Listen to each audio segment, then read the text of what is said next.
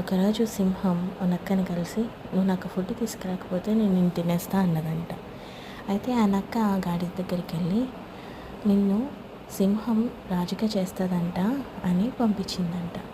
అయితే సింహం తన చెవుల మీద దాడి చేసేసరికి డాంకీ గాడిద వెనక్కి వచ్చి నక్కతో అన్నదంట, నువ్వు నాకు అబద్ధం చెప్పావు, అది నన్ను చంపేయడానికి ట్రై చేస్తుందంటే, పిచ్చి డాంకీ, నీకు కిరీటం పెట్టాలంటే చెవులు అడ్డంగా ఉంటాయి కాబట్టి నీ చెవులు తీయడానికి ట్రై చేసింది, అంతే తప్ప ఇంకేమీ లేదు, వెనక్కి వెళ్ళి నువ్వు రాజసింహాసనం మీద కూర్చో అన్నాడు.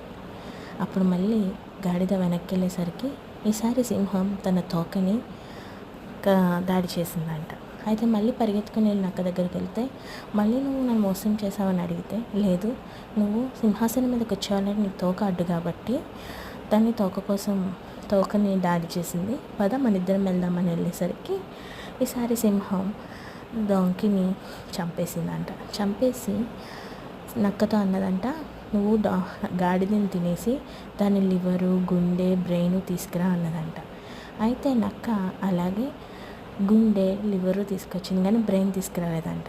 అయితే సింహం కోపంగా, ఏది గాడిద బ్రెయిన్ ఏది అని అడిగితే దానికి నిజంగా బ్రెయిన్ లేదు, బ్రెయిన్ ఉంటే నువ్వు చెవులు, తోక మీద దాడి చేసినప్పుడే అది ఆగిపోవాలి, మళ్ళీ రిటర్న్ రాకూడదు, కానీ అది రిటర్న్ వచ్చింది అని అన్నదంట. అప్పుడు సింహం అవును ఇది నిజమే కదా అనుకుందంట. మీకు ఏమర్థమైంది స్టోరీ?